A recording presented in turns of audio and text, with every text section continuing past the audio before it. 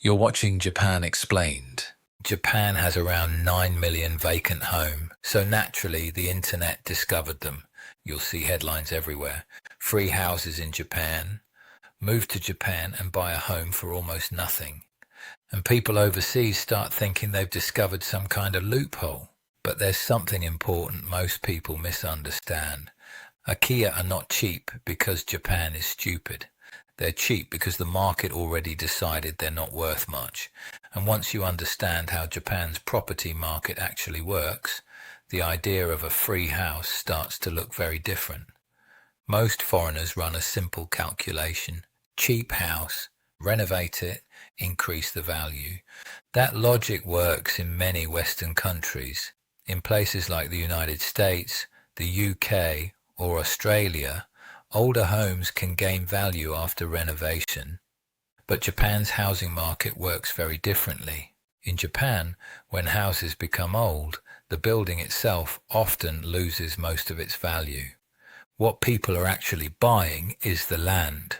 So when you see a property listing in Japan, the price you're often looking at is essentially the land price alone. The house sitting on top may actually be considered a liability. This leads to something that surprises many foreigners. In Japan, homeowners often demolish houses that are still standing and rebuild them from scratch, even when the house looks perfectly usable. Why? Because renovating older houses in Japan can become extremely expensive. Once renovation begins, hidden problems start appearing: outdated plumbing, old electrical systems, poor insulation, structural issues, termite damage, and sometimes building standards that predate modern earthquake codes. The moment you open the walls, costs can spiral very quickly. Meanwhile, new houses in Japan are built extremely efficiently. Large builders use standardized designs, prefabricated components, and mass-produced materials, which leads to a strange reality. Sometimes in Japan, building a brand new house can actually be cheaper than fully renovating an old one. So when someone sees a cheap old house and assumes they've found a bargain, they may already be misunderstanding the economics. Most Akiya exist for one simple reason: location. Japan's population is shrinking. Young people move to major cities like Tokyo, Osaka, and Fukuoka, and many regional towns are slowly losing residents, which means housing demand disappears. Even perfectly livable houses can sit empty. In some rural areas, even good houses rarely get traded. There simply aren't enough buyers anymore. Population decline means fewer families. Fewer families means fewer home buyers. In some places, demand for housing is effectively close to zero. And when demand disappears, prices collapse, sometimes to the point where houses are given away. There is also another trap foreigners fall into. Many of these places look like suburbs on Google Maps. You see houses, roads, maybe even a train station nearby. To someone from the US, Europe, or Australia, it can look like a normal suburban area, but don't be fooled.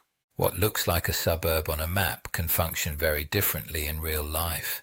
The train might run once every hour. The last train might leave early in the evening. The nearest hospital could be far away, and job opportunities may be extremely limited.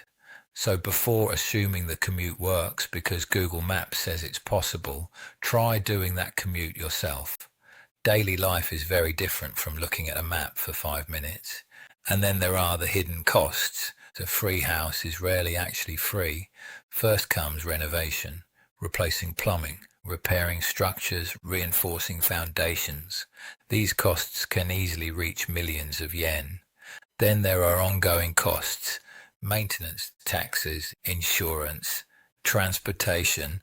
Driving in Japan can also be expensive. Expressway tolls are among the highest in the world. What starts as a 0 yen house can quietly turn into a long-term financial burden. That doesn't mean Akiya are always a bad idea, but they only make sense for a very specific kind of person, someone who wants a forever home. Someone who plans to live there long term and doesn't care about resale value, or someone whose lifestyle already fits rural areas, farmers, local workers, people running small regional businesses, and increasingly remote workers. If your job doesn't require commuting to a city, living in a rural area can actually work well. But for someone looking for a quick investment or a clever property hack, the math often doesn't work. Japan's vacant houses are not a secret opportunity waiting to be discovered. They are the result of demographics, economics, and geography. When demand disappears, prices fall, sometimes to zero. So when you see a free house in Japan, remember this. Free can sometimes be the most expensive price, because the truth is simple.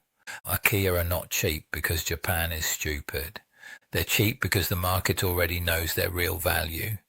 And there's another reality many foreigners don't think about.